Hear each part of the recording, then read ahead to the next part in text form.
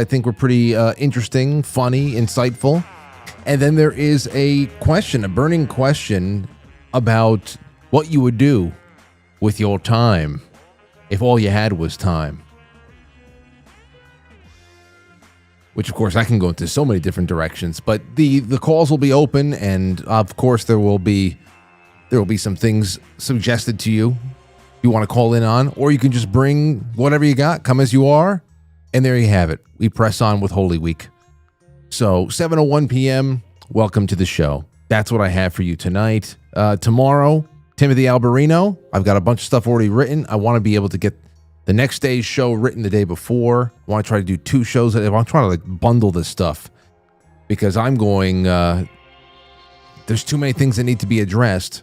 I'll have some announcements to make soon about some interesting events and everything. Matt Roski, Cultivate Elevate on Thursday night. And then we'll see what happens on Friday. It's still up in the air, but still, I'm happy to be here with you tonight. Yeah, there was a couple of things from last night that were really interesting. We had great calls from last night. First of all, I wanted to say to Joseph the Submariner, email me. Email me if you can, because there's like at least two people that reached out that had inquiries, and I don't know how to answer it. So I'd like to just connect you with a couple of people. And yeah, so I'd love to hear from Joseph the Submariner. Email me, frank@quitefrankly.tv. The altitude sickness story was pretty good last night, but I did locate the original 4chan thread. It was sent to me. I read it a couple years ago. It might actually still be in one of my folders because I save all my favorite 4chan, 8chan threads and all that stuff.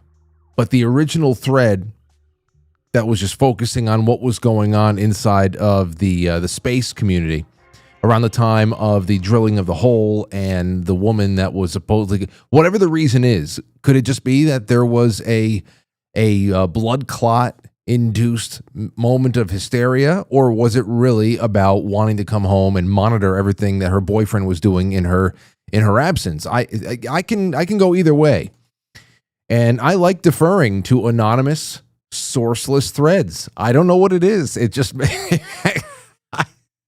there's something about it.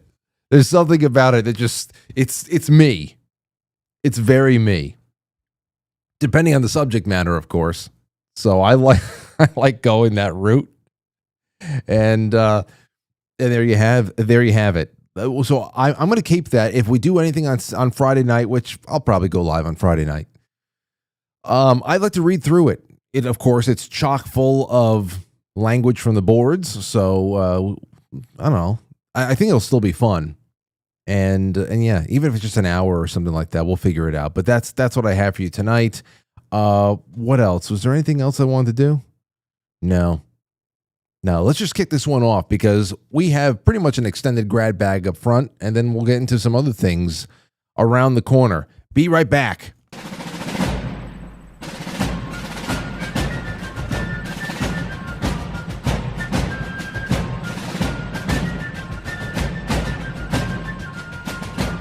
You let one ant stand up to us, then they all might stand up.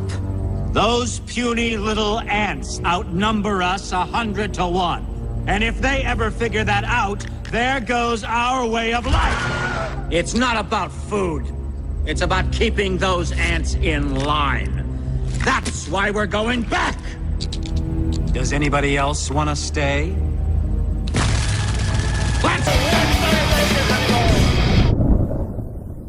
Okay, everybody. So welcome back. Well, you don't play now. You play later on. What the hell just happened there? Strange. In fact, there was an ad in front of that on YouTube. With that shouldn't happen either, because I've got the premium thing that I paid $9 a month for, so I don't have to see those damn ads. They're the worst things ever. Very strange there. You know, speaking of 4chan, I heard that there was a lot of issues with 4chan. Not that it was down, but that there was a hack. There was something. The innards were spilled out onto the entire internet. I don't know what's going on. I've actually gone to the site less and less these days. I still got friends who send me links to threads whenever a good one is up there for any amount of time before it's completely slid. just slide these things down into the basement, and then away they go. We're so far past the golden age there, but every once in a while, something of note pops up, and there's still some good analysis there. And I saw there was a hack or a leak or something that went on today. And if anybody has any information on that, you can call the show up in a little bit, or you can send in a super chat and just let me know what it is. There's the Rumble Rants, there's the super chats on YouTube. Maybe I should set a goal over there. I just don't know what to give away as a prize if we hit the goal. You know, on Saturday night, it was Anthony singing all the lyrics. I'm going to have to come up with some fun prizes that we can do night to night. Because it's fun to have that back, and there's a whole lot more utility to it than last time we were able to play around with those in April of 2020. So yeah, that's the 4chan news of the day. Because this came up last night as well, we were talking about Pearl Harbor. We're talking about the Arizona. And then this is the headline that I saw this morning. Here it is. The oldest known survivor of the Pearl Harbor attack dies at age 106. Vaughn P. Drake Jr., a Kentuckian believed to be the oldest survivor of the December 7, 1941 attack on Pearl Harbor, has died at the age of 106. One anima. Drake passed away on April 7th in the Lexington, Kentucky area where he grew up, according to his obituary published on the website of the Millward Funeral Home in Lexington. My father never sought the spotlight, but he understood the importance of remembering and honoring history, Drake's 74-year-old son, Samuel Drake of Lexington, said in a statement shared with ABC News on Tuesday by Military Missions, a Kentucky organization with which he is affiliated that provided care packages to U.S. military members stationed overseas. Pacific Historic Park, a non-profit group supporting historical sites in the Pacific, including Pearl Harbor, said that in a Facebook post that Drake was the oldest known Pearl Harbor survivor. 106. So, that's true. It's at a time. I mean, you want to talk about the generations and what was valued in society at that time, history, regardless of what side you were on. It doesn't even matter. Compared to what we're going through today, it even shines through with this whole story with the Blue Origin thing. We'll get to that in just a second. Actually, do we have it right now? What is this? Whale psycho? What is this? And okay. Well, no, we'll do that in a little bit. Here's a couple of good news pieces. I got this from Whale Psychiatrist. They're really nice summaries of these things that happened over the last few days. First of all, NVIDIA announces that it's going to produce their AI supercomputers entirely in the U.S. for the first time and produce $500 billion of AI infrastructures in the U.S. over the next 4 years. Emerging technologies is going to be a big part of the second half topic tonight. And I mean, that you can take it or leave it. I'd love to hear your input on it, and I'll tell you what it is soon. But here's another example of it, that this is something that is not going to be avoided. So something has to be grappled with. And there you go. There are more than 10 amazing trade deals, according to the White House, that are on the table. And they are trying to decide whether to just announce them all at once or one at a time, because they're all so good. Do it one at a time. Let everybody savor it day by day. President Trump meets with President Bukele of El Salvador. They have an incredibly awesome press conference in the Oval Office where President Bukele informs the hysterical media that there's no way he's sending their favorite illegal alien gang member back to the United States. Yeah, this has been happening lately. The guy's name is Kilmar Abrego Garcia.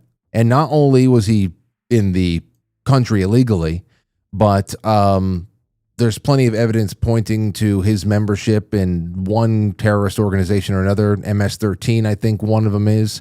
They've been designated as a terrorist group now, and he's been taken out of the country. And of course, Democrats are just up in arms. They want this precious piece of American culture. He's an American icon. They want this precious man back in the country. They need him. And the president of El Salvador had some really incredible things to say. He's telling the media, who are just out of their minds, that he's not going to be returning the deported man to the U.S. He actually called it preposterous. I want you to take a listen to this exchange right here at the White House the other day. Can President Bukele weigh in on this? Do you plan to return him? Well, I'm supposed to not suggesting that I smuggle a terrorist into the United States, right? It's always how can I return him to the United States? Like, I smuggle him into the United States, or what do I do? So he's trying to ask the CNN and everybody else there, what do you suppose I do? Smuggle a terrorist back into the United States after he's been returned to us? It's he goes on a little bit more. Hold on, I have to turn off the music. Of course, I'm not going to do it.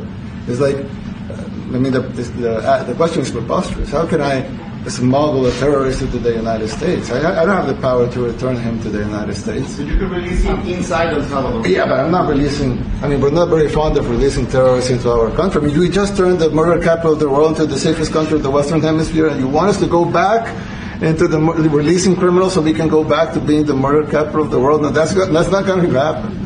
Well, they'd love to have a criminal, released into it. There's a fascination. They would love it. Yeah. They're sick. These are sick people.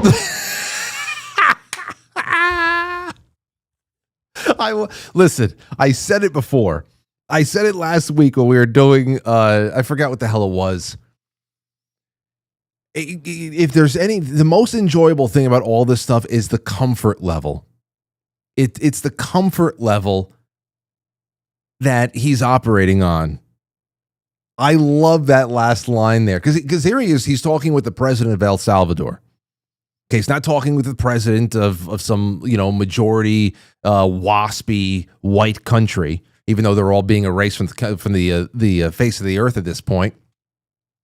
He's talking with somebody who's representing a Latin American country that wants to clean up the streets and actually wants to put people like this guy Garcia, Kilmar Abrego Garcia. He wants them behind bars as well. And of course, here is the doting American suicidal media that is like, are you going to release him? Are you going to release this precious angel? He's like, what are you talking about? I said, we just clean. He just said, we were the murder capital of the world, and now we're one of the most safest. And you want us to start going backwards for what? For what?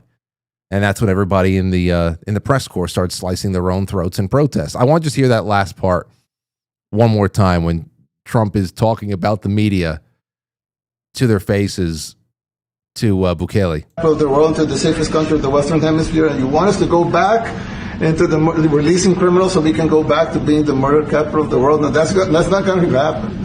Well, they'd love to have a criminal, released into it. There's a fascination. They would love it. Yeah. They're sick. These are sick people.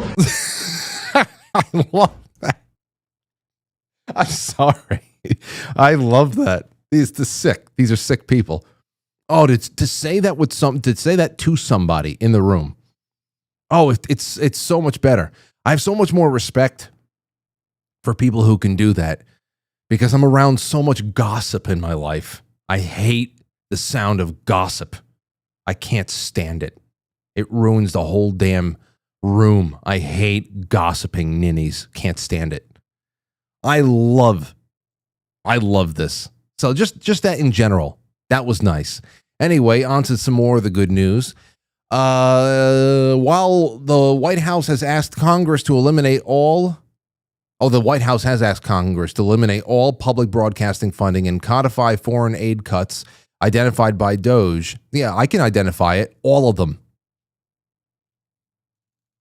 We ever going to go that far? Probably not. That's why I say temper your expectations.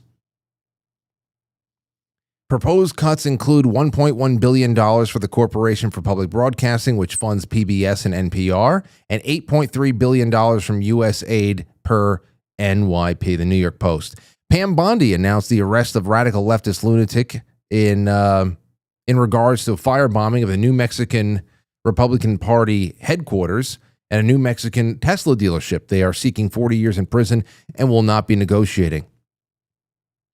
BP announces a new big oil discovery in the Gulf of America. What do you know?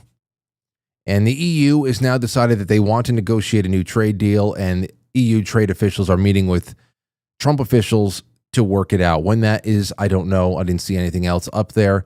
And now apparently they had the Ohio State football team at the White House, and J.D. Vance drops the trophy. He dropped their championship trophy. Apparently everything was fine. It didn't break or anything like that, but I didn't see this. There's a lot of things I've been out of the loop on, and that I did not look. I did not watch the Dodgers going to the White House or anything else like that. But apparently, the White House cursed the Dodgers because they lost badly to the Cubs the other night, which that's fine. Fine by me. All right, what else do we have? Now listen to this. What do we have? Okay, this is from the Daily Mail. Just a little something.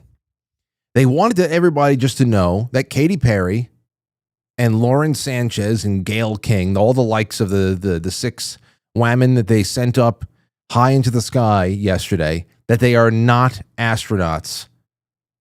By definition, they are not astronauts. The FAA rules that they do not qualify as astronauts because the ship was entirely controlled from the ground. They had no control over this vessel, and therefore they are not astronauts. Damn. But check this shit out. There is a what's this, Blue Origins? This was incredible. So they're at the landing point in the middle of the desert. Remember, there's a splashdown onto solid ground instead of in the ocean. Big puff of smoke and all that stuff. And then this clip has been getting around. I went and I found the point because I wanted to make sure that there was no shenanigans here, and there wasn't. This is actually real. So this is from Video from Space on YouTube, and it's around the 47-minute and 50-second mark. What you're going to see here is that the door to this capsule just flops open, just weakly flops open from the inside.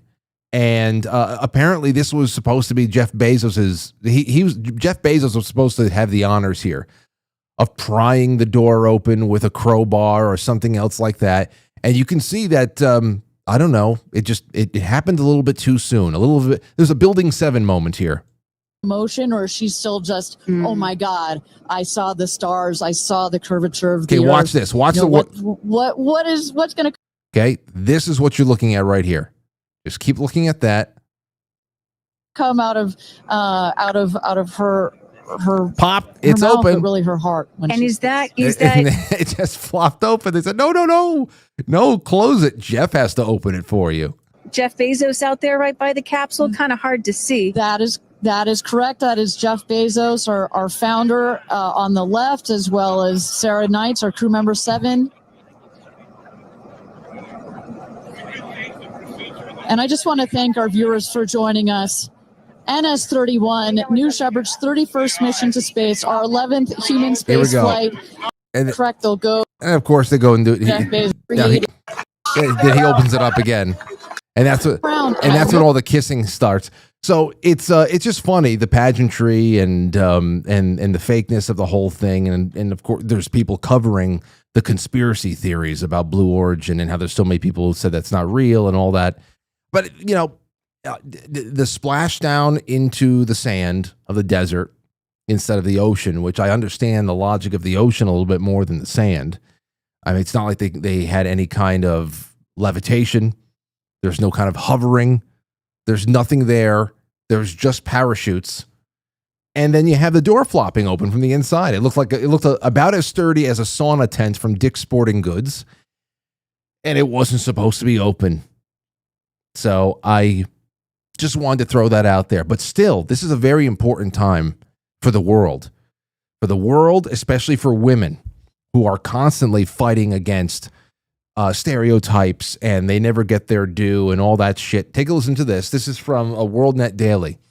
A NASA astronaut grows visibly triggered when network reporter simply uses the term mankind. Okay? Mankind. That's all they used. Here's a short 22-second clip from Daily Caller News Foundation on Rumble. Here we go. So explain to our audience why even a trip like this one, all the trips that we take in this space benefit mankind. So it benefits humankind, and I'm going to keep correcting the mankind and the man-made and the man missions, because this is exactly what this mission is about, is expanding the perspective of who does space. The perspective of who does space. Oofa. Oofa ma. She must have hated that the rocket was shaped like a penis and not a vulva. Not the vulva. The Vulva rocket by Blue Origin. Well, there you have it. I'm telling you, listen, you get some crotchety science priestess to go out there who is so fragile that the conversation is totally derailed by someone using the word mankind, which shows you how religious of an endeavor this is. This is very religious. You can't let something like that go if it really cuts to the core of why you do anything. Like, that was a nerve. A nerve was struck at that point. And, but yeah, man, woman, they are mankind. We are two pieces of the whole. And this is just the whole point of Marxism and the feminist deconstruction of everything, isn't it? That's just the whole point. There is no balance. Nature is imperfect, and all inequalities must be smashed and flattened until the Rocky Mountains themselves are smoothed into a parking lot. That's just what it is constantly. So yeah, if you didn't need any more evidence, this mission was bullshit, totally satanic in its feminist self-worship kind of a way, expanding the perspective of who does space. Who in that capsule does space? The FAA can't even call them astronauts. They might as well just have been chimps. They might as well have been Cocker Spaniels strapped into a seat if they even left the ground at all. Okay? Ridiculous. Who does space? Does Katy Perry do space? Is that what we're supposed to believe? Katy Perry does space? She stands on the shoulders of giants, this one, and says ridiculous shit like that. Humankind. Well, in a similar fashion, you want to talk about mental midgets? We're going to go to the king of mental midgets. The king of kings of mental midgets, Don Lemon. He's out there, and all this actually ties in. All this ties in the worldview on not only the nature of man and woman, but also the worldview on economics and the freedom of the market and the freedom of an individual and what freedom is, what equity is, if at all, if anything at all. Carly Bond put this out there. I guess it's one of Don Lemon's latest attempts at man on the street, and he's talking to a young guy skating around on a skateboard. And wants to ask, and Don Lemon wants to ask an everyman a question about tariffs. And as usual, as Carly even says herself, he just can't stop until he gets the answer that he's looking for. And even then, perhaps he has to settle for nothing. Take a listen to this. He's talking to this young man about tariffs, and it's a pretty interesting exchange. How do you feel about tariffs? I feel like in the long run it'll be better, but for right now... Hold on, wait. How do you feel about tariffs? I feel like in the long run it'll be better, but for right now, I don't think it's good. Me personally, I would love to have my cars made here, to, have things back to the way they used to be. You think that's realistic? Realistic? Do you think that's realistic? What kind of a question is that? You see right there, he's trying to undercut somebody's common sense. You think it's realistic to produce our own stuff here? Cars? At least on MSNBC, that nincompoop guy was trying to diminish and, marginalize all of the jobs that have been taken out of this country to the status of, screwing in tiny screws into the side of a phone, which of course that's not the case. That's all assembly line bullshit. And now here's Don Lemon trying to undercut the common sense value of manufacturing significant things like automobiles in your own nation. You think that's realistic? Why is that unrealistic, Don? No. Me as a business owner, I would rather go somewhere else and pay for cheaper labor than Americans. I don't think an American would want to, I don't know. I think you'll have to pay more to get things made here. You think it's going to work? Maybe in the long run. It's a big what if. I feel like everybody's been complaining, oh, Trump's in office, Trump's in office. You know, I understand he's not probably the best president, but he's only been in office 2 months. So he was president for 4 years. Yeah, he was. Yeah, and things were great until, Don and his friend Chris assisted in locking everybody down for a little bug that 99.8% of people were fine with, unless you were 65 and had 5,000 diseases already. He was.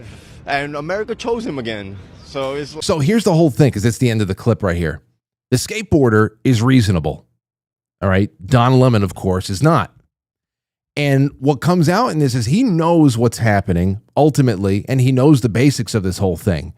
And the part of his reasoning, he understands why we're losing and why we're in a worse off spot than we were however many years ago. And part of his reasoning is in the understanding of why business owners have adapted, how they have adapted to our situation.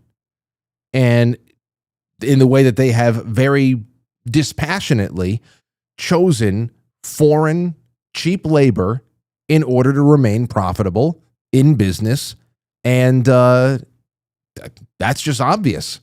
So you force entrepreneurs, you force business owners to adapt to a new environment that you made for them. It's not optimal, but you're going to do what you're going to do. So if you are in the textile business, or if you're in clothing, you're whatever the hell it is, and you find that there are better ways to manufacture raw materials, that there's better ways to get labor that's going to cut cost out and make your stuff a little bit more affordable, therefore driving up sales, making you're going to go overseas with it. You're going to outsource. You're going to take advantage of all the foreign work visas and all that other shit, all those programs. You're going to take advantage of it to make sure that you can continue on with your business and even grow, not just tread water. So he understands. This common man understands why we're in the position we're in and why business owners have adapted to our situation by opting for things that are cheaper to be able to keep the lights on. And if not, thrive in whatever way you can. Now, the difference between the skateboarder and Don Lemon is that the skater knows what should be done to help people in the country. And people like Don Lemon want to dissuade people from any kind of positive, lasting change by obsessing over the birth pains that we would be feeling in getting back to where we were before being betrayed into the mess that we're currently in. Okay, they're concentrating on transitional birth pains, which of course we felt when we were traveling to this point, when everybody was initially leaving, when business was initially leaving the United States. There was a lot of entire towns dried up, cities went to waste. Okay, you're talking about cities that had really incredible local culture and identity that were really built around factory jobs, around industries that had to go away. Just had to go away. That's what was going on here. This is not the way it was and not the way it has to be. But for some damn reason, they want people to think that it is. So just like how liberals weaponize human compassion to keep their migrant invasion at the southern border rip-roaring along, they are also at the same time weaponizing a business owner's inherent need to be pragmatic in order to keep prosperity from returning back home. Okay? Because here's the thing. Here's the thing. The biggest thing is this. The question that you really got to ask is, can any lasting change be made here so that business owners who have already taken a lot of their investments outside of the country and then, of course, fed it back in after it's manufactured and refined and all that stuff, is there enough assurances that if they did bring all of their business back to the United States, that the economic climate, the commercial climate, will remain friendly to them for long enough to justify the move? That's the whole thing here. Because, of course, once again, we have two different nations that are going to war with each other in the same strip of land. One is completely outward thinking into just melting this country into a national superstate with the rest of the world, international superstate. And the other one, I guess very foolishly, wants to bring a little bit more attention back home to where it belongs. That's what's happening right here. So the pragmatism, that's the whole thing. It's just like, do we want to go through the pain of moving back home just to have to move back out to Ireland again? To have to move operations back to China and Taiwan, whatever the hell it is. So that's it. And that speaks to the reason why we're in the situation we're in right now, because it's through the trade imbalances and domestic taxes and regulation. They're forcing American businesses to take advantage of the poor people in foreign countries. And the kicker, because this all used to be, any Democrat out there, any liberal, progressive type, well, they always rail against capitalism and all that shit, how it's predatory, it takes advantage of people. They create these situations that force companies to take advantage of poorer people in other nations, while people get poorer over here. But of course, then they're given the relief of government programs and central bank fiat bucks to stay alive and do what? To consume. That's the other thing that is so incredibly ironic about this, is that the scheme is also largely based upon mindless American consumption, another thing that leftists supposedly hate. Incidentally, we offload jobs and natural resources and intellectual property to foreign nations, and in return they send cheap shit back to us, and that becomes our biggest contribution to the entire thing. We consume it, and then we rebuy it when whatever it is breaks in a few months. That's why it's so hilarious to me and infuriating at the same time when dimwits like Jasmine Crockett sit on stage crossing their legs and wagging their high heels around, describing capitalism as being our biggest problem. It's so ridiculous. But you have to know at least just a little bit to see how ridiculous it is. But Don Lemon has a tendency of finding average people with more than average understanding of what's going on, and it always, he ends up looking like an asshole most of the time. I think that's just his lot in life now.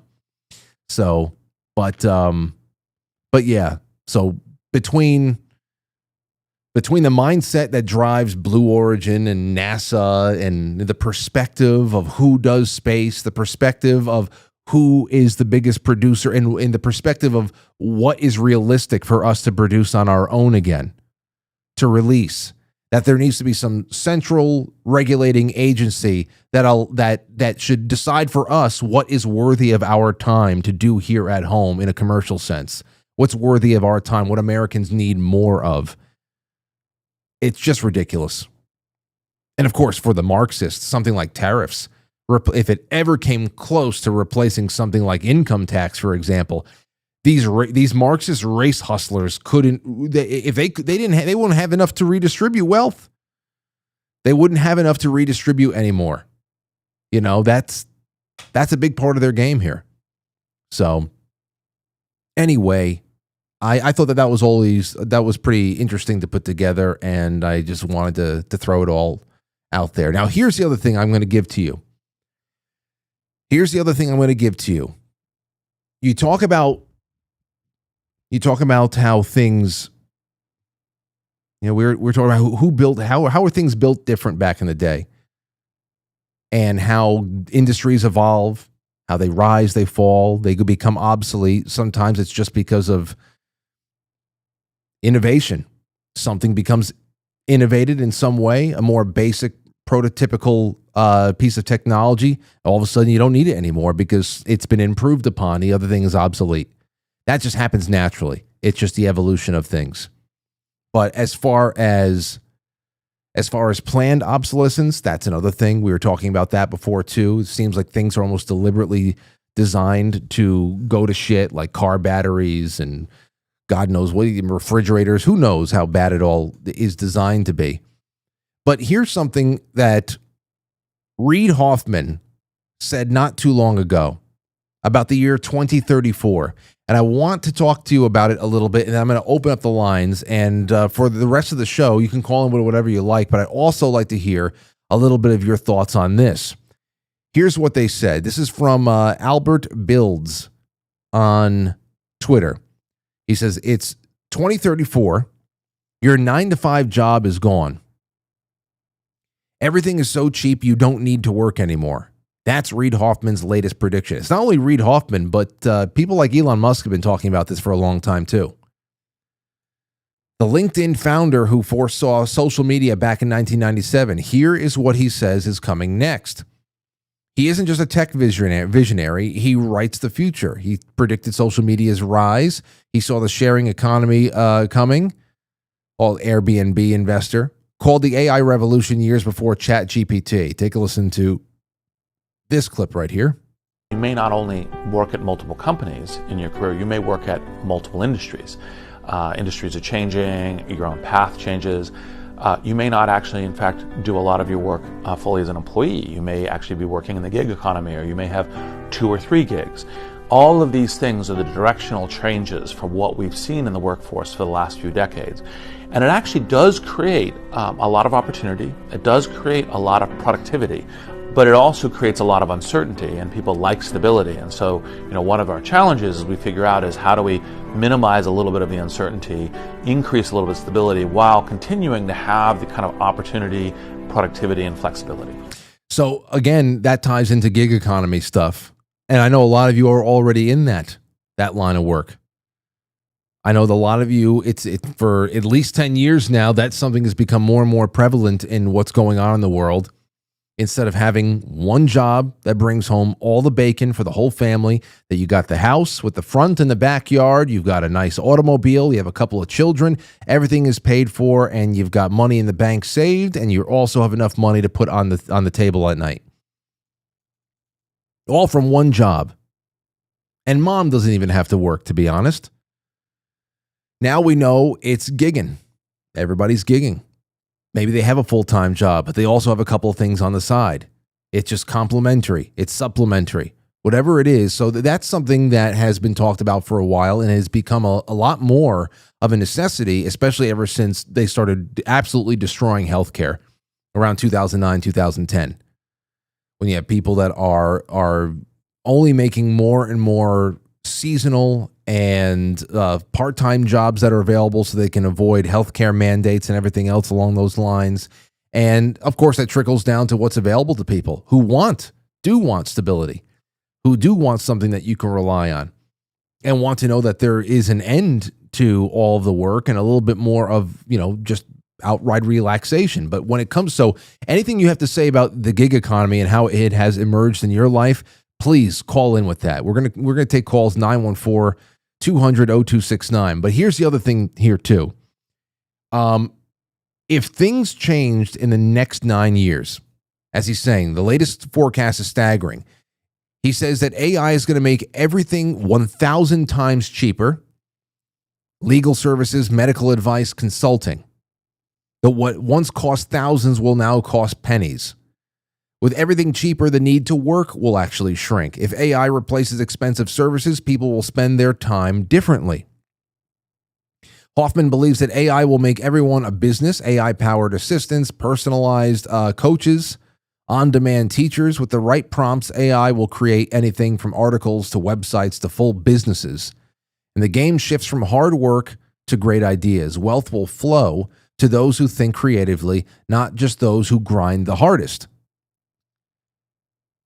Okay? Because at this point, if you have a thought, if you have an idea, you can now feed it as in the form of prompts to any number of mechanisms and programs, and it will bring it to life. And that's where you'll be able to. That's it. Because before there, if you had a good idea, you had to go out there and you had to hit the road. You had to assemble a mastermind. You have to figure out how to bring something from a prototype to a to the shelf somewhere or whatever the hell it is.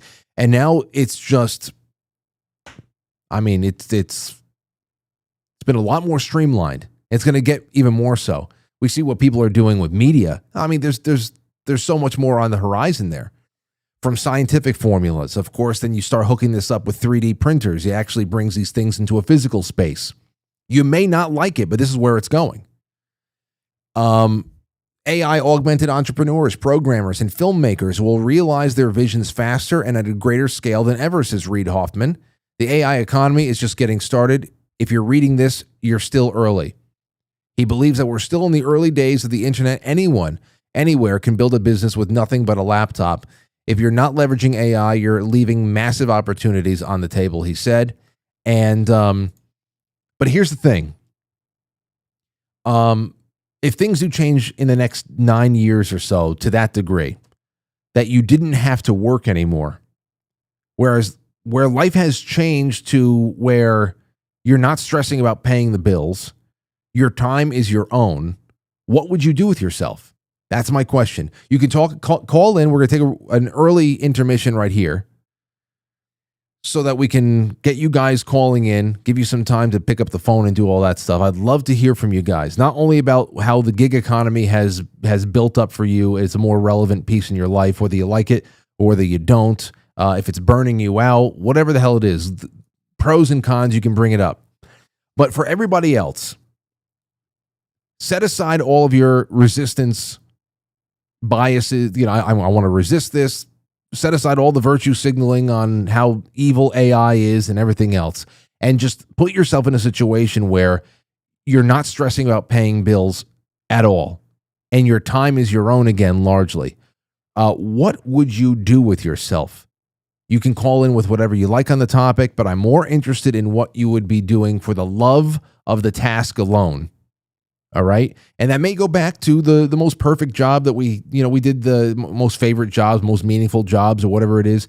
It could be a little bit of an overlap with that, but I'd like to hear about it. I also have a chat room poll up on YouTube. I started that not too long ago. Let's see here. On YouTube, here's the chat room poll, and we only have 257 votes there. So there's 800 people watching on YouTube. All 800 should just click right now. And everybody else, go over there just to click, and then you can go back to wherever the hell you are. Here it is. Emerging tech has made your job obsolete. That's the premise of the question. And the cost of living extremely cheap. Do you pursue a new passion? Do you move to a new place entirely and just, do you uproot? What's the first thing you do? Or keep everything as it is? And then, of course, the fourth option there is, for those of you who are listening to this after the show is over and the live chat is through, please leave your answer in the comments below. Comments are very important, and so are likes. So wherever you're watching, Rumble or YouTube, please like, give a thumbs up, and let's crack this one open a little bit more. All right, so get that on your mind. 914-200-0269. We'll be back in a flash. Don't go anywhere.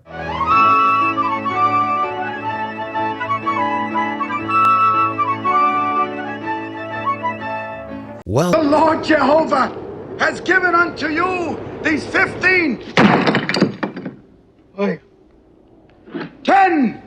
commandments.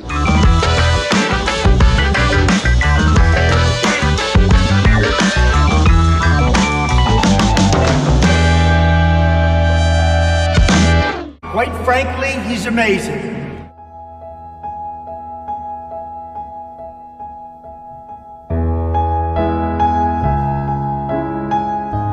Okay. I'd also like to really take a moment here to stress my love and appreciation for Keto Brainz, our sponsor for the show, and also one of my favorite things to add into my day. It's a game changer. It really is. KetoBrainz.com. That's brains with a Z at the end of it. The link is in the description below. If you haven't tried it yet, get in touch with me. If you haven't tried it yet, whether you are, especially if you're a monthly sponsor and you haven't tried it yet, get in touch with me and I will send you a sample. You got to try it.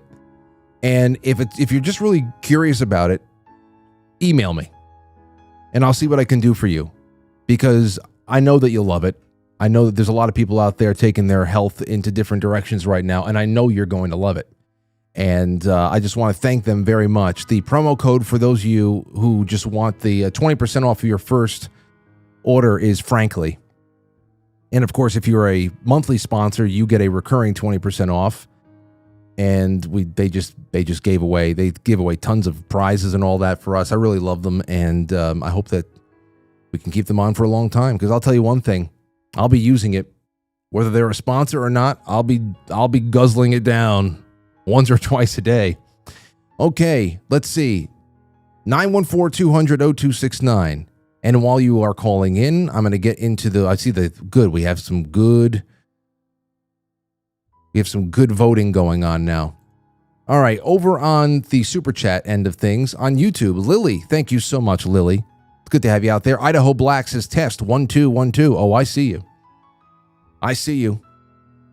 Quite frankly, superchat.com is still the universal one for everybody out there, but the good thing about having YouTube and Rumble with their own super chats right there through the app is that can be done mobilely. It's convenient. So, if it's there, we got to take advantage of it because we are a small operation that dreams of getting bigger.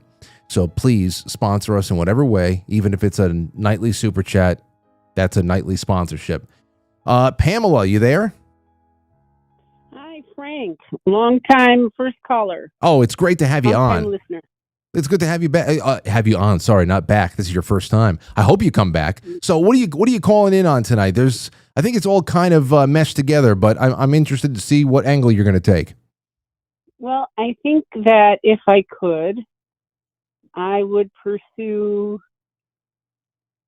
learning how to paint and draw and do artistic type things, which I've never really had a chance to do. At present, do you not have time to even do it as a hobby? Not really. No, not really. I guess I could if I wanted to, but I have just other things that I'm doing. But if I could dedicate myself and learn it as if I was going to school kind of thing, yeah, I would love that. I would just love that. Understood. I know there's a lot of things I can still do with whatever. With a few hours that I might have some flexibility with during the day, I'm sure there's a lot that I can do too. But sometimes you just get into such a groove and such a grind that when you finally have some time to sit down and breathe, you kind of just want to stare at a wall. And right, or I could just re-listen to all the Quite Frankly shows. That might be nice. Oh, yeah, that's nice. But I understand what you're talking about, Pam, because it's just like, if I had to go home right now, after all this entire day is done for the work for tonight's show, tomorrow's show, then bigger picture things, Aurora, everything going on. I would not be very inspired to go home and take out the easel and a canvas and start painting. I would be not very inspired at all. Exactly. I got you. Well, thank you for this. Anything else you want to say? I want to say that your daughter is adorable. And I absolutely love the video that you play around Christmas time with your father and aunt singing, which always has me laughing so hard that I can't breathe. I'm with you. Thank you for that. I'm with you, and I appreciate that. And I just now you got me thinking about Christmas. And the crazy thing is, Pamela, that we're already 4.5 months through. It's like we're gonna be playing that again in no time, and next year is gonna be 10 years of playing that video every year. That was a 2016 video. So funny. So every year, and it never gets old. Yeah. I don't know why, but it just never gets old. Well, thank you, and what a great. Thank you. I've learned so much from you. I just want to say that. I appreciate it. I thank you for that. Wonderful first call, and hope to hear from you soon. Okay, thanks, Frank. Take care, Pamela. See you later. All right, Mike. Mike, how are you? Good, man. Good to have you on. Man. Okay, so what do you got for me? You talking about what you would do if everything became obsolete tomorrow and suddenly we just had our time? Gig economy, what? Oh, God, I would just frickin' enjoy myself and other people. What would you do? Would you fish more? Would you? Oh, fish. Yeah, fish.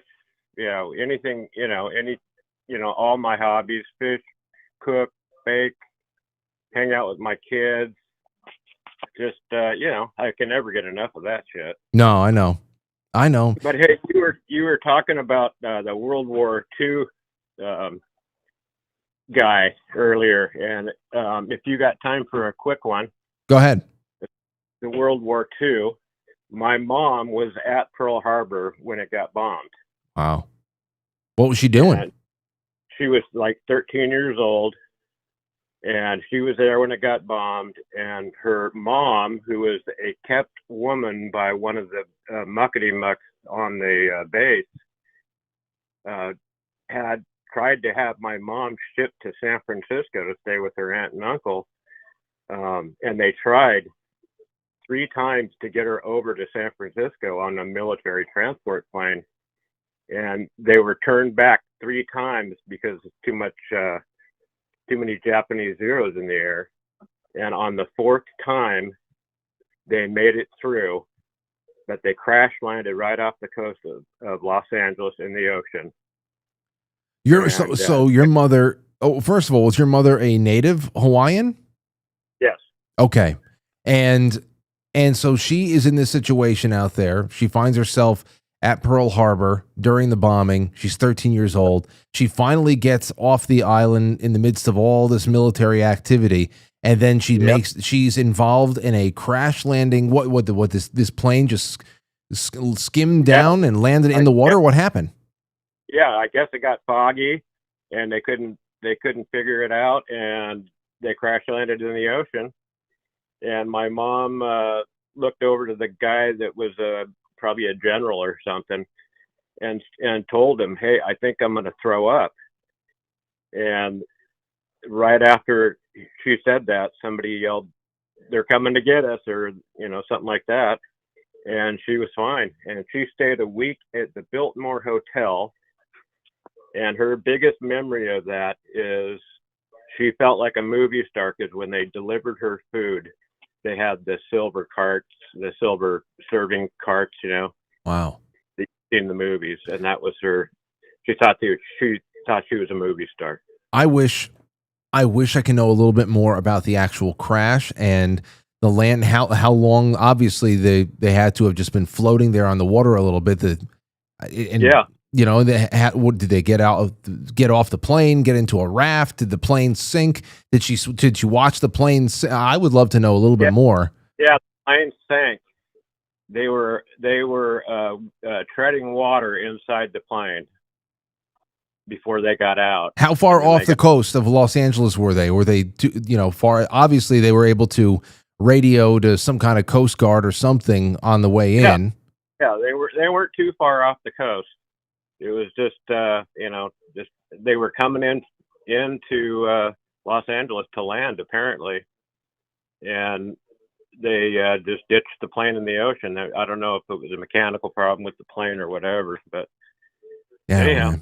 It's crazy, Mike. Here I'm talking to you, and you're telling me you're a major part of your origin story. That's how your mother survived long enough to be able to have you one day. It makes me wonder what kind of stories Aurora is going to tell about me when I'm gone.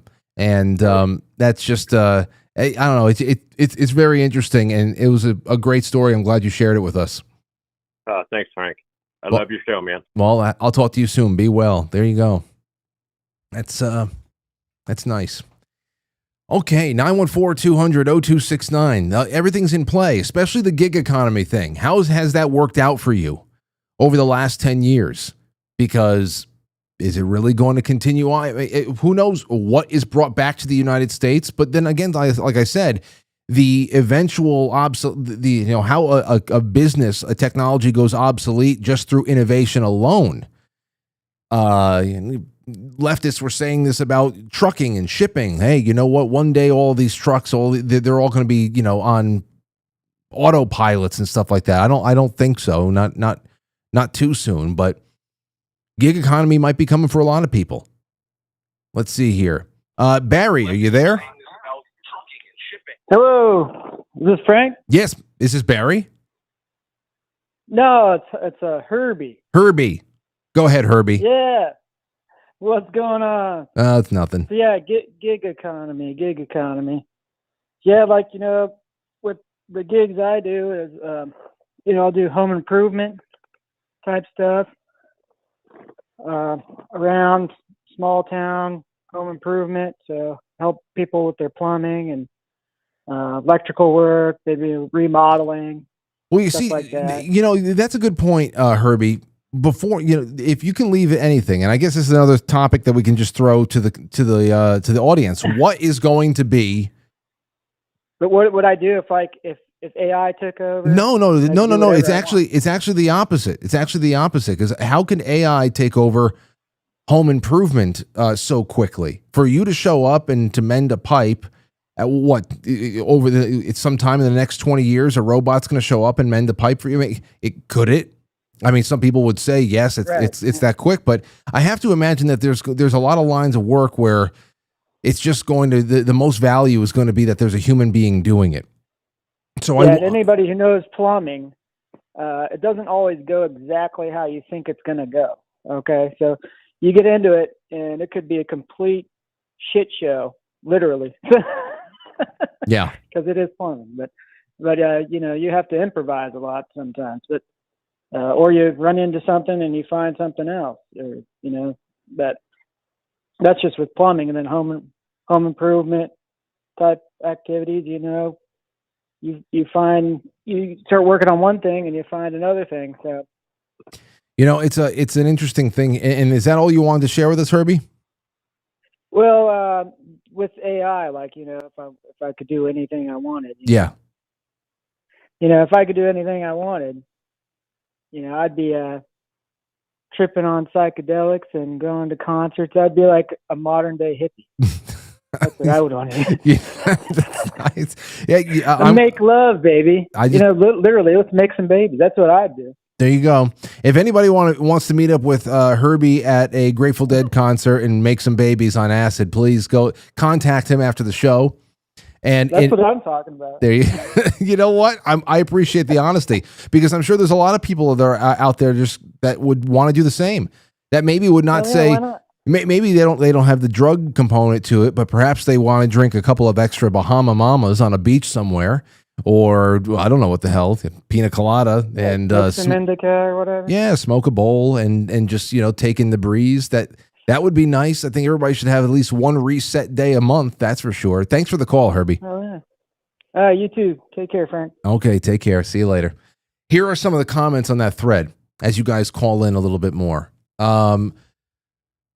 Joe says, even if everything gets so cheap, I still need a job to earn the pennies, because they say pennies versus thousands.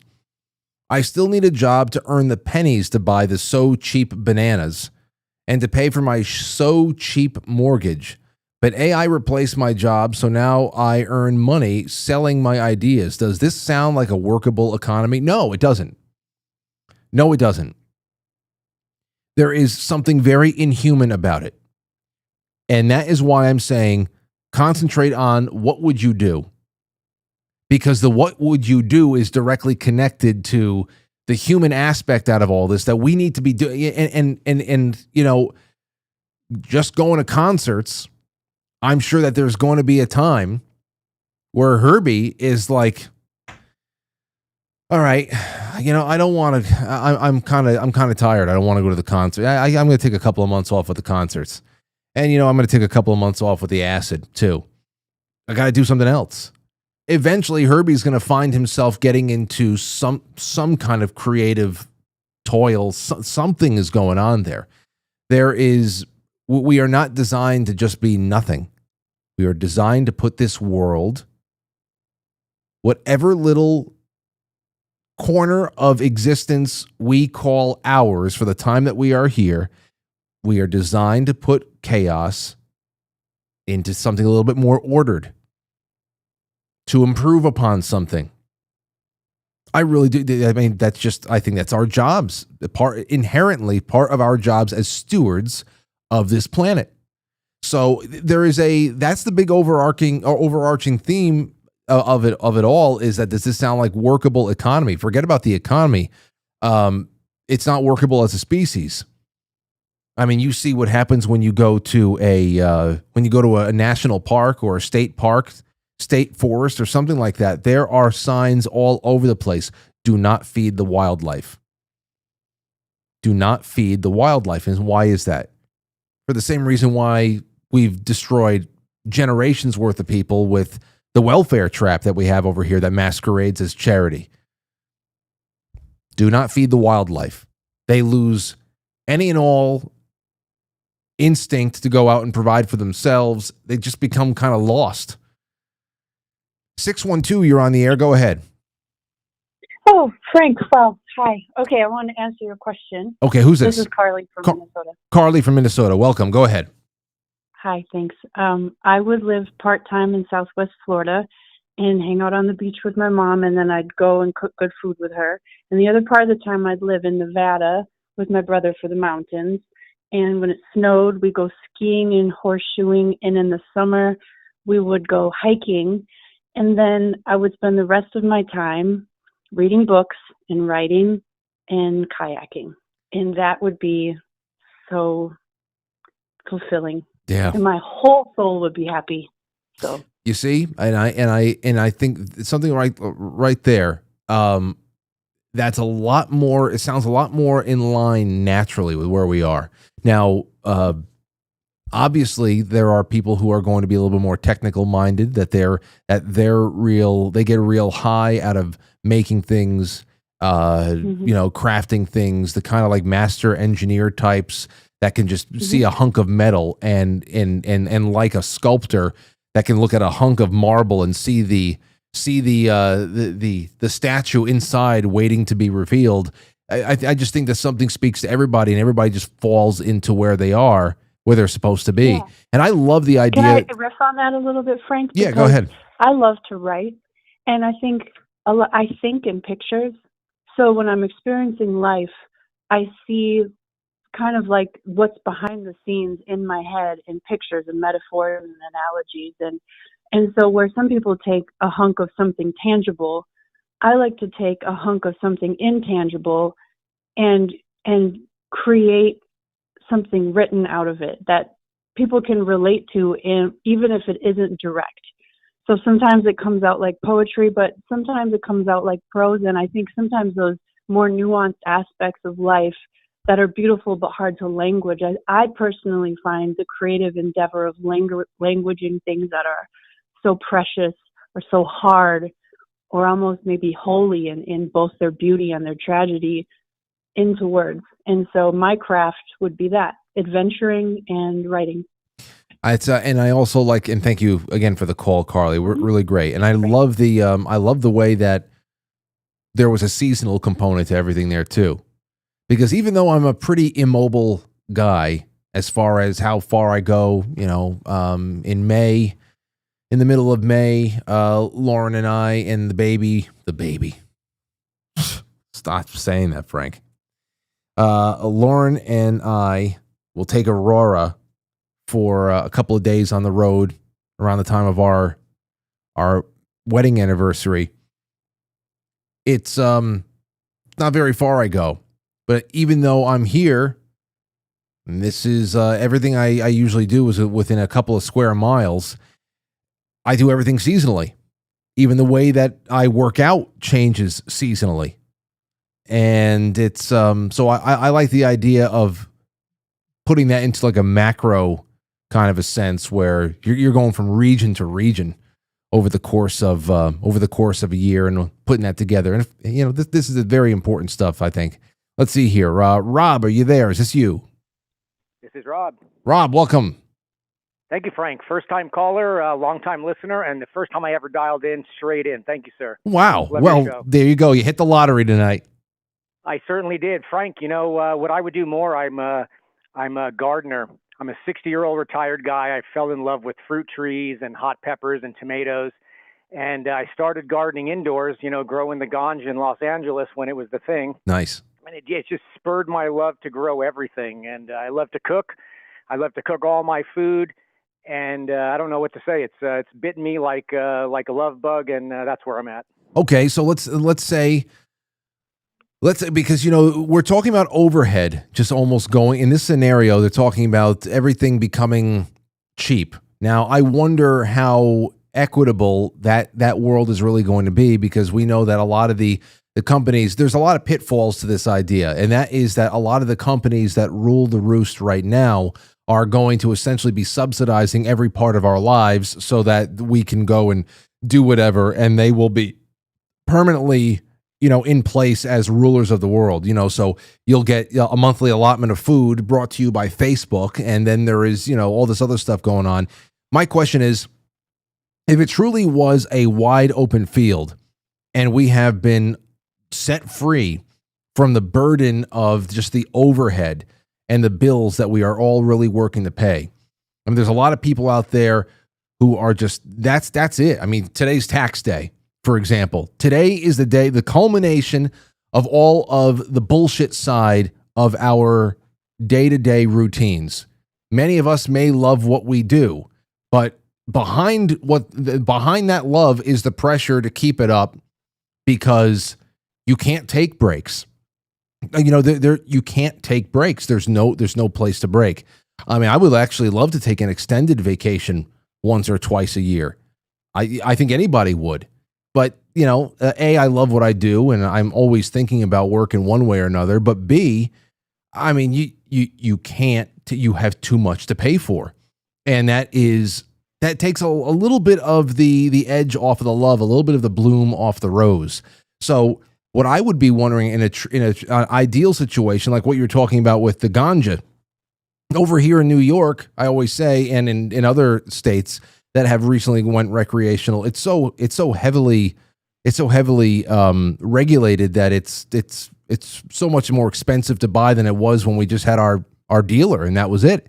But let's say that you can actually get a couple of acres of land because that no longer is too hard to come by.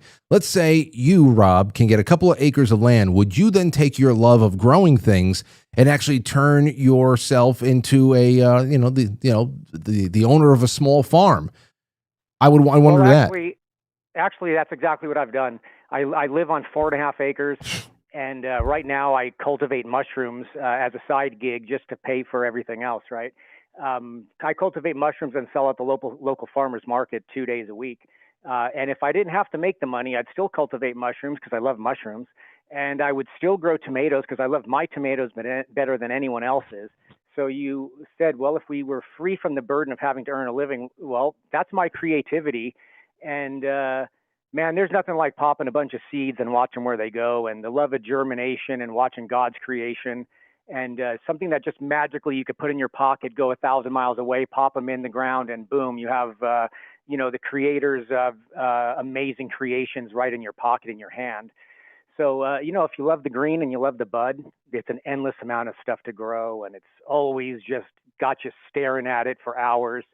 And if you can make a couple of bucks on the side, and by the way, the farmer's market is an amazing place to connect with people that are loving good food and love flowers and love recipes and love all that stuff. So it's cool. I would still do that even if I was set free. I would still garden. I would still work a couple of days at the farmer's market, and my hands are in the dirt. I'd like to see AI do that. And I know it's going to happen at some point, but not with the boutique flavor and the skill. Maybe someday. Well, see, this is what I'm saying. That no matter what is delegated to these machines, if we are going to continue inhabiting this world as a viable species, then these are things that we are naturally just going to continue doing, and that's just it. I would seek out the human being that is growing my food rather than take anything that is taken off of a Bill Gates factory farm or anything else like that. And I think that's the one of the tenets of tonight's theme here is that, yeah, there are some things coming our way that we're going to have to deal with, but life finds a way, and that's really where we have an advantage in all of this stuff. Rob, let me ask you this. Yes, you said that the mushrooms are the biggest way of just floating your whole operation. You don't sell anything else but the mushrooms? Oh, no. I sell a bunch of things. I grow garlic. I grow all kinds of things I sell at the farmer's market. Okay. But mushrooms are the staple for sure. Yeah, absolutely. I was lucky 20 years ago. I bought a piece of property out in the foothills. And it's very fertile land because I've been doing this for, several decades growing. And, man, it's the good news is It's a growing population of people that care where their food is coming. I love Jethro Gulinello or whatever that J name is. And yeah, I vibe with all that stuff. And I think that community is growing. People are asking all the time about health and nutrition. And when you grow mushrooms and you're in that world, it's one of the favorite things to do is to give the knowledge and of health and to be set free from these corporate menus. I'm with you. And very well said. Before you go, what kind of mushrooms do you grow? Gray oysters, lion's mane? Yeah, blue oysters, golden oysters. We grow royal trumpets. We grow some lion's mane, not a tremendous amount. I love maitake. If the world doesn't know what maitake is, you should. Yeah, I mean, shiitakes. We grow all kinds of stuff. Yeah. I'm looking at royal trumpets right now. Yeah. Yeah, every chick that walks by, I just, you mentioned the C word. And speaking of the C word, how come Jeff Bezos didn't give Blue Origin a blue pill and make it a 4-hour ride instead of a 4-minute ride? There you go. Good one, Rob. Now you're thinking. I wanted to tell you that yesterday, but I didn't have time to get on the phone. There you go. They should have. What's that? That gum that pops up in every ad on the internet now, Blue Chew or something. I haven't even noticed it, but yeah, that's 4-hour ride. Did you see the faux pas? I was watching on your show 5 minutes ago where the door accidentally on a movie set. The Red Hot Chili Peppers told us a long time ago that it's made in the basement of a movie was made in a Hollywood basement. Well, you don't have to read too far into the between the lines. You're right. It flopped right. Like I said, the whole capsule looked as sturdy as a sauna tent from Dick's Sporting Goods. Just flopped right open. It looked like the original moon lander with tin foil and paper mache. I know.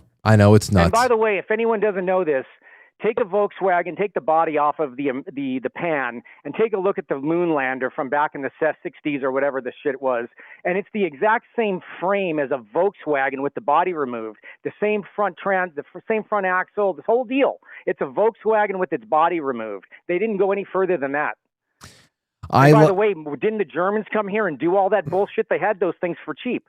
They knew what they looked like. Oh, yeah. Oh, there was a fire sale in 1945. There was a fire sale on all of it. They brought some with them to bullshit us that they were going to put them on the moon. Absolutely. Absolutely. You got to love it, Frank. You could be pissed off about all this stuff, or you could have the awareness and see it all, and it takes on a whole new meaning of not so much stress. And honestly, man, it's why I love your show. Because a lot of times it's a lot of stress, but you always put a light touch on it. You always, and by the way, I'm a Goomba from Brooklyn. I was born in Bensonhurst. I just ended up in L.A. So I love your Italian family. You bring the flavor for all of my spices and dishes I like to cook. And I heard a few people in the chat, I saw people in the chat yesterday saying, or when you were going to be 30 minutes late, that, oh man, I love to cook with Frank on in the background. And I'll tell you this, that's probably a super universal, because the time you come on in California, I'm cooking dinner. I spend dinner with you guys every night. Oh, that's wonderful to think about. It really is. I have my imagination always runs wild with how people are experiencing the show and all that, and I love everybody's individual take. So whenever I get the 411 on something like this, I really enjoy a great deal. Rob, thanks for the call, and I hope it's Frank, the first of many. One thing I heard one guy tell you 2 seconds ago, a couple of calls ago, that you're going places, and I don't care. You're already there, man.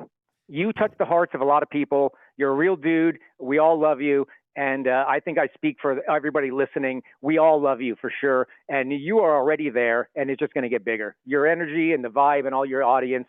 Love you, man. I appreciate that. I love you too, Rob. Yeah. Thank you Can't so wait much. To talk to you again sometime. Oh, absolutely. And as I always said, we're finding new ways of getting people onto the show. That's why we're doing the voicemails now. That is going to have to be one of those things where we plan ahead. Hey, this is going to be the topic 2 nights from now.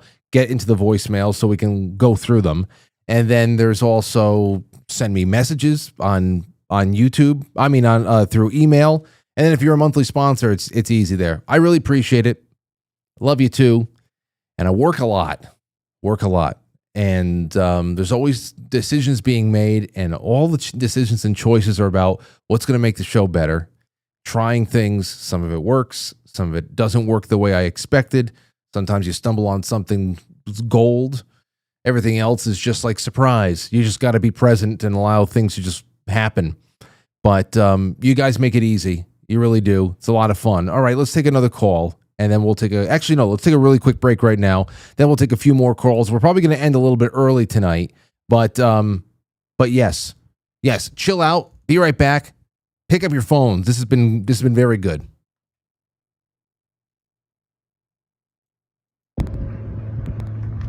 Give me back my son! Let's go, Tiger! What's the scariest moment of the journey? Scariest. It didn't happen. It could have been scary.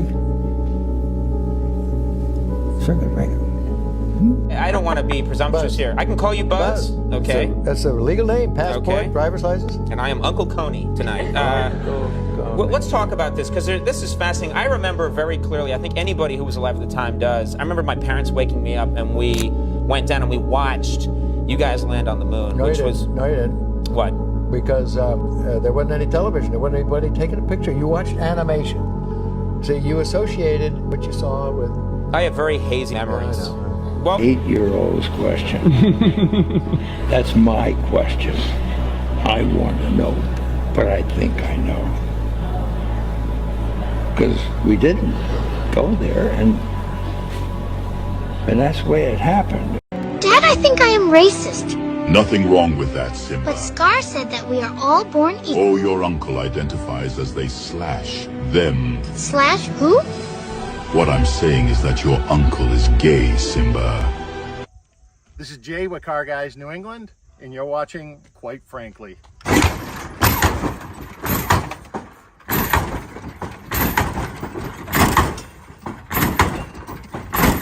Lone Ranger over there in the Rumble. Thank you. A couple of minutes ago, Jay Britz dropped a little something into quitefranklysuperchat.com. No message, but I know exactly what he means. He's sending his love, and that's all I can ask for. Over on quitefrankly.tv, powered by pilled.net, and there's been a lot of really great features that have been added to pilled.net recently. Really fantastic. They continue to add things and stabilize the entire website. I love it. It makes me very secure in what we have going on at quitefrankly.tv. Delona, thank you for the cookies. Hogleg71, good to have you there. Vesper says, I would spend my time fishing and writing the next great American novel. Well, that sounds fantastic.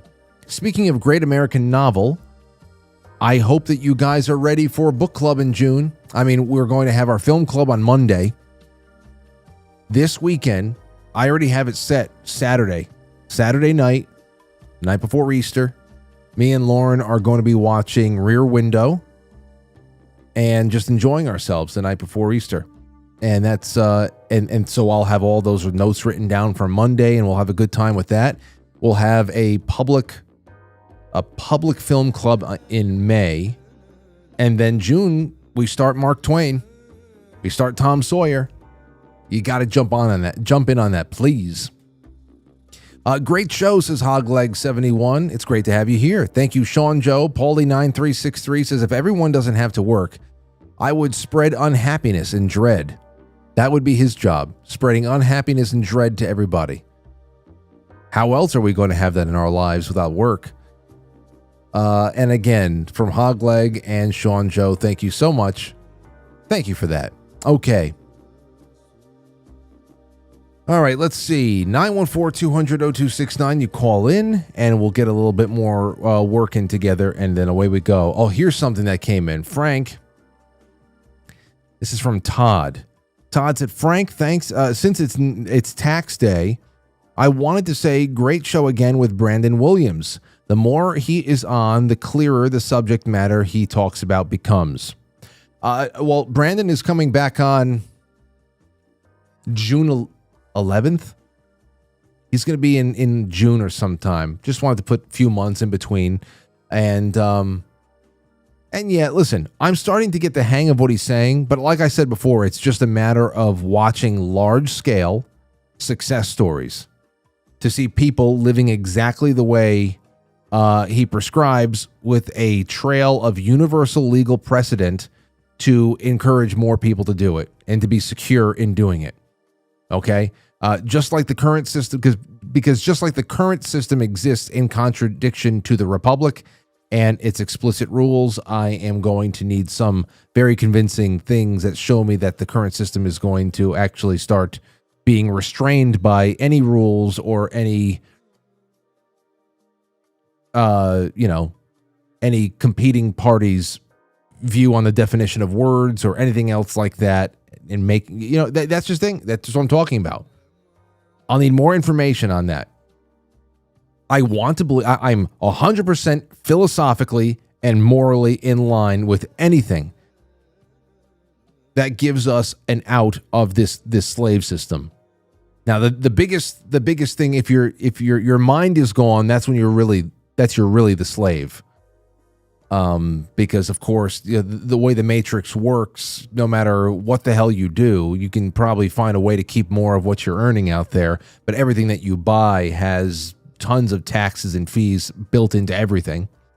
But then again, you have the whole thing like endorsement notes, which we're going to have to talk a little bit more about up front when he comes back on, because I'm totally down with the concept of sending your tax bill, the concept, which I don't know why Fedwire would be set up to accept this from anybody.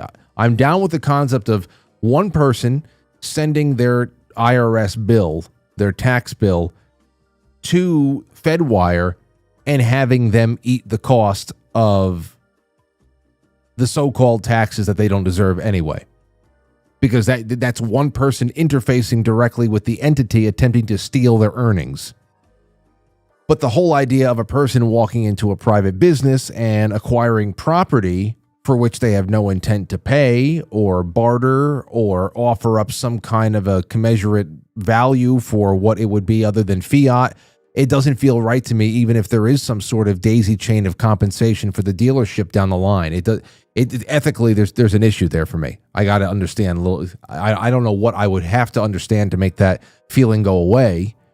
But I am fine with buying cars with money, as long as the taxes, the theft stops. I'm fine with using the fiat dollars. I'm fine with all of that stuff. I really am. I am. I'm a very cheap date when it comes to this. Just leave me what's mine. I want to opt out. I don't want to pay into this anymore. The system finds new ways of expressing its disdain and hatred for people like me every day. And the people who run the system find new ways of expressing disdain and hatred for people like me every day. But those endorsement notes things, I don't know. Got to look a little bit more into that. Let's see here. 914-200-0269. Just saw a few people come in and bounce out. I'm also in Discord. So jump into Discord if you want to take a few calls. And we're almost done with this tonight. As long as we have a nice solid 90 minutes, I'm fine. I'm going to save a few other things for tomorrow. Let's take one from 413. Go ahead. Go ahead, caller. Sorry, I dropped my phone. Hi. Hello? Hello? Who is Hi, it? yes, I dropped my phone. Frank. Grady from Massachusetts. Grady, good to have you on again. Yes. Yes. First, a quick joke for you, then I got a comment on Brandon's course. A joke. If April showers bring Mayflowers, what do Mayflowers bring? I don't know. Pilgrims. There you go. I don't know why I did it. Well, you know what? You're from Massachusetts. You need to know that joke. It's corny, but I like that joke. Yeah, you do good. So I'm on Brandon's. I just watched Brandon's third video on his 20 video course. Hold on, Grady. Can you please turn off the stream in the background? I'm sorry, I didn't think you still hear it. Oh yes, okay, I could. Just a second. Okay, it should be better just when you have a room. I'm going to probably watch it a couple times because there's a lot of information, and I've been watching on my phone because I need a new computer. So you really should watch it on a computer and you actually see what he's doing. But it's very interesting. I think it's worth checking out. The course is free. You go to onestupidfuck.com. You can find it there. Yes, I know. And I can see where he's going with it. So My situation right now, I'm retired. I don't know if you ever heard of Helps organization, but they basically show you how when you retire, certain debts kind of go away. It can't touch your Social Security or your benefits from any retirement funds. All those things are protected up to double whatever they are. Mm-hmm. So you can't be sued, et cetera, et cetera. So I have a certain amount of protection there just because of my age and retirement status.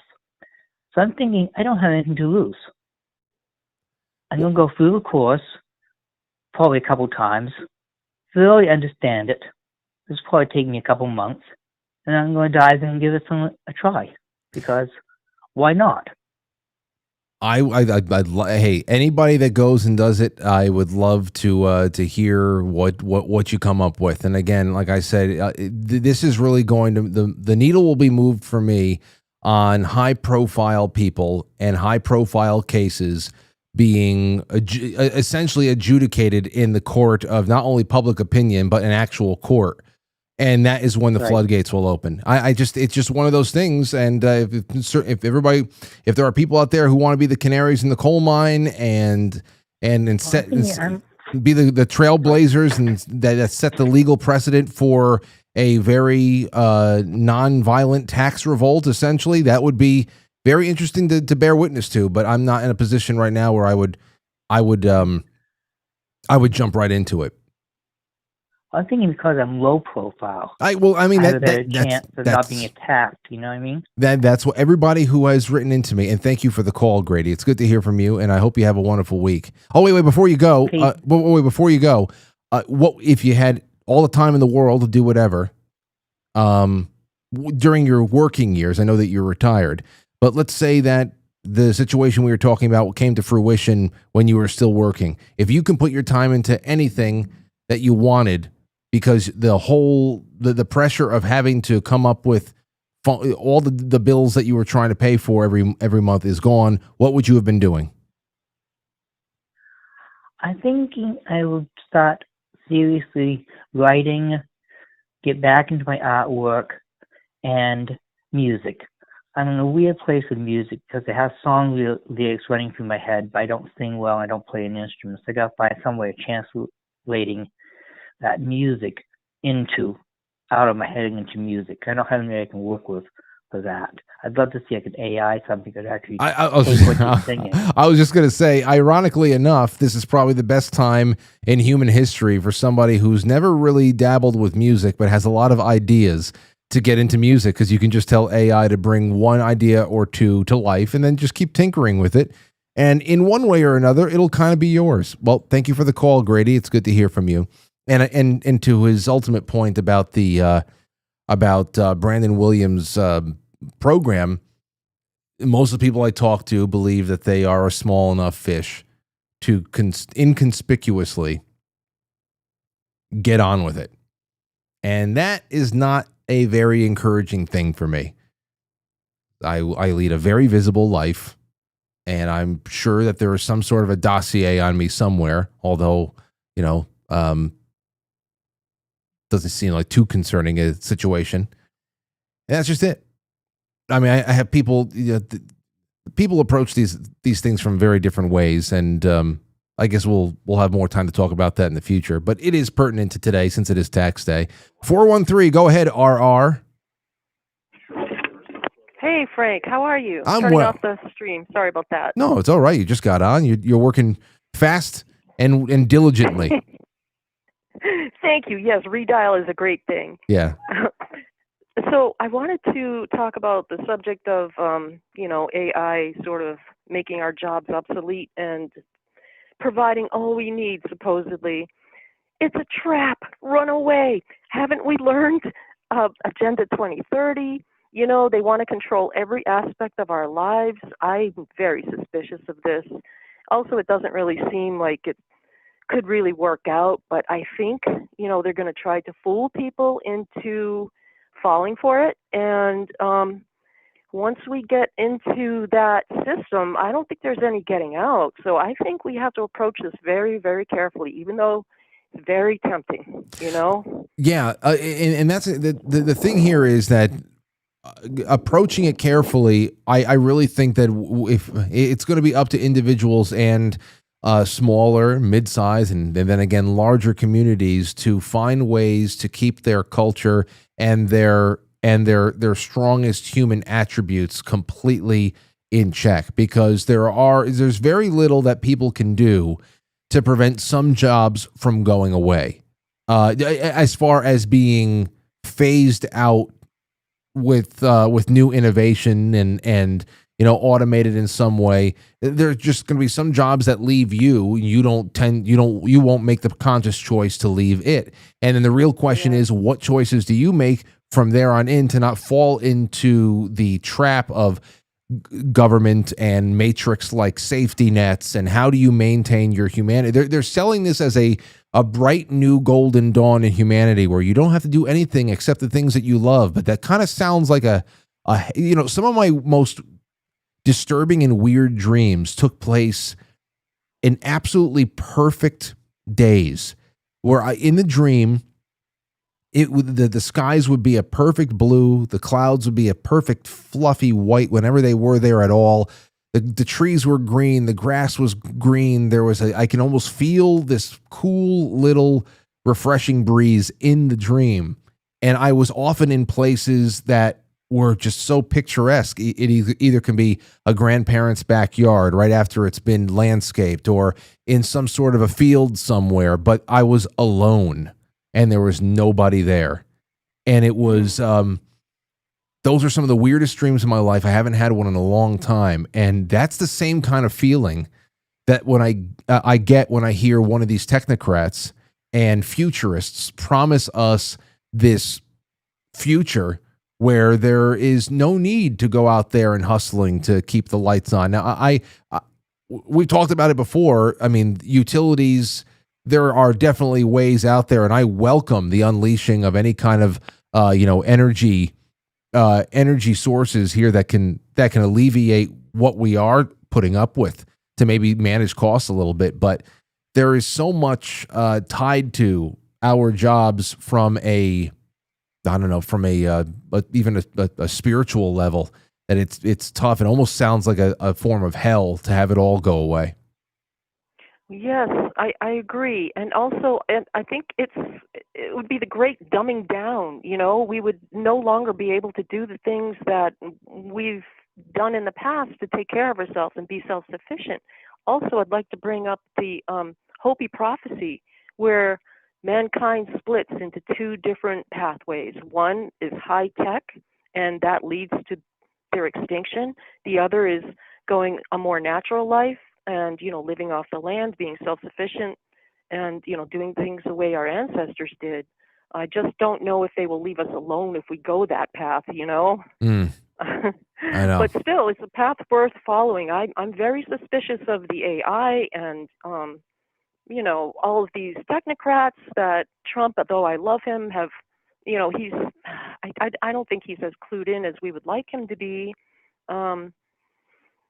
That's basically what I wanted to say. And I want people, of course, it's wonderful to follow your dreams and dream of what you would do if you didn't have to go to your 9 to 5. So it's good to pursue that when you can. And even if that could be your job, that would be even more ideal. But still, it's a slippery slope, I think. It is, and I'm gonna read a couple of these comments here. Let's see here. More people on that initial thread that I read from about Reid Hoffman, who's a skeevy character in himself, and actually, if I scroll down far enough, somebody even points it out. Savage Daughter says Reid Hoffman, Epstein Island frequent flyer, bankrolled E. Jean Carroll's bogus lawsuit against Trump. No one, and I mean no one, should give a damn what he thinks. And that the topic of emerging technologies and AI and how it's going to affect everyday life is outside of Reid Hoffman's purview as far as its progression. Now, he's just one commentator, whether you like him or not. But here's what more people are saying. Groceries aren't cheaper when we use self-checkout. Companies will charge the same for much cheaper service. And I mean, there's a lot more tied into grocery prices, but it's true. We didn't get any discount. You don't get any discount for going to self-checkout at CVS or A&P or anything else like that, where there's not somebody that actually has to sit there and scan and bag all of your stuff. There, you would imagine that self-checkout would come with like an 11% discount or something like that. It's true. I mean, even things like that, it's very, very true. Yeah, I see. Yeah, I understand. I'm kind of nervous now, so I lost my train of thought. But thank you for taking my call. I really appreciate it. I love you. You're a fellow Italian. I used to live in Hawaii, and I would watch you every night, and it would remind me of home. And now I'm back in Massachusetts. So now we're in the same we're in the same time zone now. You were 6 hours behind, and now here you are. yes, I would. I would make sure that I caught your show every day. Well, welcome to the future. Thank you, Frank. You keep rocking. I love you. Love you too. Thank you so much. That's wonderful. Well, she had no reason to be nervous. You already did so well. Jeremy says, not going to happen for most blue-collar jobs. 100% guarantee it. I will bet gladly that anyone on this via online betting sites. Oh, I would bet gladly on online betting sites. Look at the food system alone. Mining, robotics cannot do animal raising, nor harvesting and processing. Robots cannot do surgery. Robots are being there's robotics that's being utilized as tools by man, but they say that robotics doing surgery is on the horizon. But can you imagine a robot cutting the wrong thing? It'll happen. Robots cannot do surgery, work on your plumbing, nor build houses. Explain to me all the cheap things when you say everything is cheap. It's dumb. People like this only think of white-collar desk jockey jobs. There's more. Reid Hoffman's a villain, which perhaps. But don't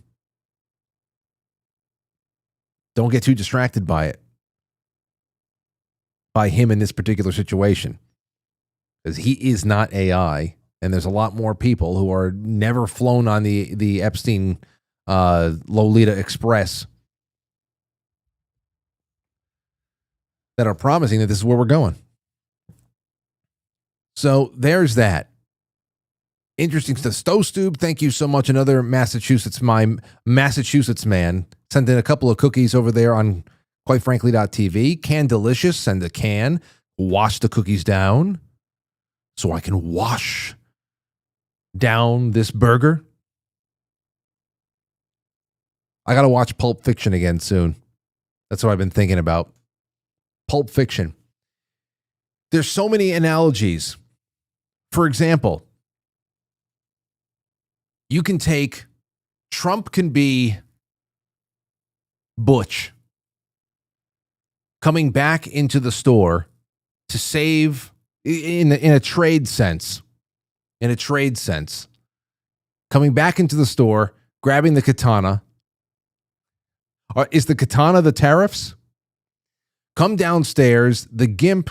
That's just the average person who thinks, no, the trade war, there's the stock manipulation, the tariffs are stock manipulation, and they're inside trading. Those are just bottom feeder idiots. And then you have Zed.